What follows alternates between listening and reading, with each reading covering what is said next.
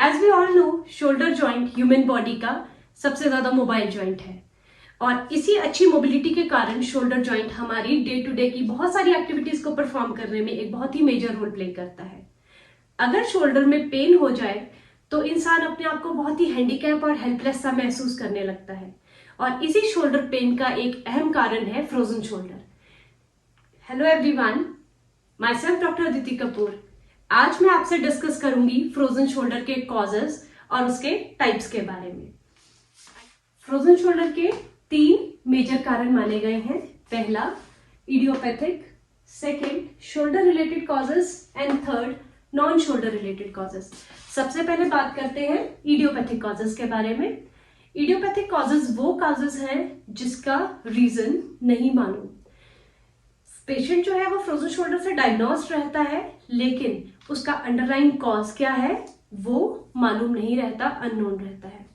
Second causes shoulder related causes. Shoulder related causes वो causes हैं जिसमें शोल्डर की डायरेक्ट इन्वॉल्वमेंट रहती है।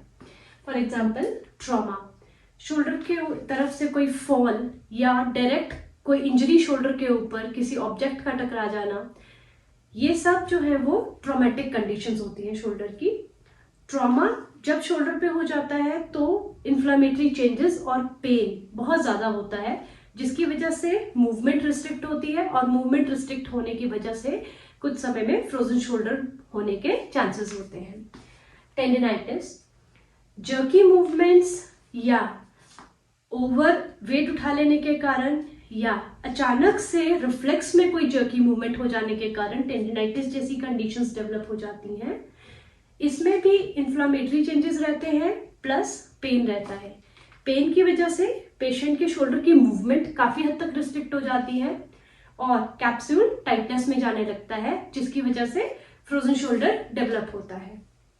ओवर यूज इंजरी, आजकल वर्क प्लेस पर ओवर स्ट्रेस की वजह से या पैशन को बहुत ज्यादा फॉलो करने की वजह से कई बार लोग अपने शोल्डर जॉइंट को ओवर स्ट्रेस कर देते हैं, ओवर यूज कर देते हैं। जब मसल्स ओवर यूज में जाती हैं तो उनपे स्ट्रेन डेवलप होना शुरू होता है, जिसकी वजह से शोल्डर कैप्सूल टाइटनेस में जाने लगता है और अगेन फ्रोजन शोल्डर डेवलप होने के चांसेस बढ़ जाते हैं। Faulty posture, specially sleeping posture. बहुत सारे जो लोग हैं वो स्लीपिंग पोस्चर में अपने जो शोल्डर है उसको एक्सट्रीम एक्सटर्नल रोटेशन में ले जाते हैं और अपने हेड का वेट उसके ऊपर डालकर प्रोलॉन्ग्ड टाइम के लिए अपनी नींद पूरी करते हैं, जो कि बहुत गलत है। इस पर्टिकुलर पोस्चर में हमारा कैप्सूल जल्दी टाइटनेस में जाता है, जिसकी वजह से फ्रोजन शोल्डर डेवलप होने के चांसेस रहते हैं। Next, rotator cuff injury. Rotator cuff पर इंजरी होने के कारण inflammatory changes plus extreme pain वाली कंडीशन डेवलप हो जाती है, जिसमें मूवमेंट बहुत रिस्ट्रिक्ट हो जाती है। मूवमेंट के रिस्ट्रिक्ट होने के कारण और इन्फ्लामेटरी चेंजेस शोल्डर पे हो जाने के कारण फ्रोजन शोल्डर डेवलप होने के चांसेस बहुत ज्यादा बढ़ जाते हैं। फॉल्टी मूवमेंट्स, जैसे कि आपने देखा होगा आजकल एक्सरसाइज का, फिटनेस का बहुत क्रेज है। एक्सरसाइज करना चाहिए, फिट रहना बहुत अच्छी बात है, लेकिन विदाउट गाइड्स, विदाउट ट्रेनर्स की गाइडेंस में लोग कई बार फॉल्टी मूवमेंट्स को प्रोलॉन्ग टाइम के लिए करते रहते हैं, जिसकी वजह से माइक्रो टियर्स, फ्रिक्शन और माइक्रो इंजरी शोल्डर पे डेवलप हो जाती हैं, जो लंबे समय में फ्रोजन शोल्डर में कन्वर्ट हो सकता है। आगे चलते हैं हम नॉन शोल्डर रिलेटेड कॉजेस की तरफ। नॉन शोल्डर रिलेटेड कॉजेस वो कॉजेस हैं जो डायरेक्टली शोल्डर से रिलेटेड नहीं रहते हैं, लेकिन किसी और जगह पर अगर इंजरी हो जाए जिसकी वजह से शोल्डर की मूवमेंट रिस्ट्रिक्ट हो जाए, उस कारण से डेवलप होते हैं। जैसे कि डायबिटीज एंड थायराइड। डायबिटीज और थायराइड दोनों ही हार्मोनल कंडीशंस हैं। हार्मोनल कंडीशंस होने के कारण और शोल्डर पे मोबिलिटी बहुत ज्यादा होने के कारण ये ज्यादा थिकनिंग और ज्यादा टाइटनेस कॉज करते हैं शोल्डर कैप्सूल के ऊपर, जिसकी वजह से फ्रोजन शोल्डर जल्दी डेवलप हो जाता है। Prolonged use of sling after fracture और एनी इंजरी। जब इंजरी बाजू पर होती है, मान लीजिए फोर आर्म पर इंजरी हुई, जिसकी वजह से हमें बहुत लंबे समय के लिए बाजू को स्लिंग में इमोबाइल कंडीशन में रखना पड़ा, जिसकी वजह से अगेन शोल्डर मोबिलिटी कम हो जाती है और कैप्सुलर टाइटनेस जैसी कंडीशंस अराइज होने लगती हैं, जिसकी वजह से शोल्डर जॉइंट जो है वो ज्यादा प्रोन हो जाता है फ्रोजन शोल्डर में जाने के लिए। Next, referred pain. Referred pain हम एग्जांपल लेते हैं इस्चेमिक हार्ट डिजीज का।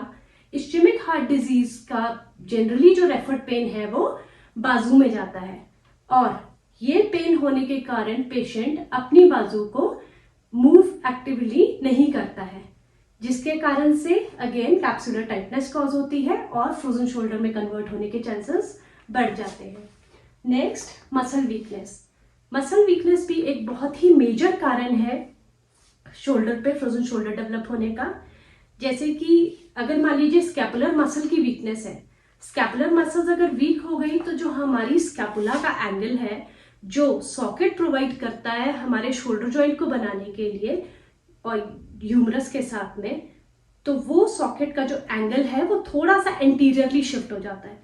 एंटीरियरली शिफ्ट हो जाने के कारण फ्रिक्शनल मूवमेंट बढ़ जाती है, जिसकी वजह से शोल्डर में इंजरी होती है, कैप्सूल पे अनड्यू स्ट्रेच पड़ता है और माइक्रो टीयर सॉफ्ट टिश्यू में भी हो सकते हैं, जो कि लीड करता है फ्रोजन शोल्डर को। नेक्स्ट बात करते हैं, ये सारे जो कॉजेज हैं इनके बेसिस पर फ्रोजन शोल्डर को 2 टाइप्स में क्लासिफाई किया गया है।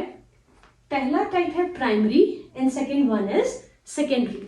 जो प्राइमरी टाइप है ये उस कंडीशन में कहते हैं जब हमारा जो कॉज है वो इडियोपैथिक है, मतलब हमें अंडरलाइन कॉज नहीं मालूम कि फ्रोजन शोल्डर क्यों डेवलप हुआ।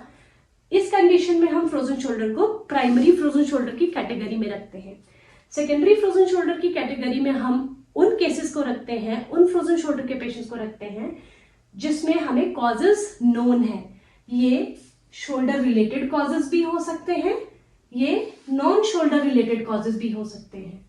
तो जिनके कारण जिनके कॉजेस हमें मालूम है, they are known to us, उनको हम सेकेंडरी फ्रोजन शोल्डर की कैटेगरी में रखते हैं।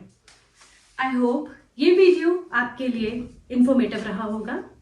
Please like the video, channel की सपोर्ट के लिए प्लीज डू सब्सक्राइब और बेल आइकन को जरूर प्रेस कर दीजिएगा ताकि छोटे छोटे पीस ऑफ इंफॉर्मेशन हम आप तक सबसे पहले पहुंचा सके।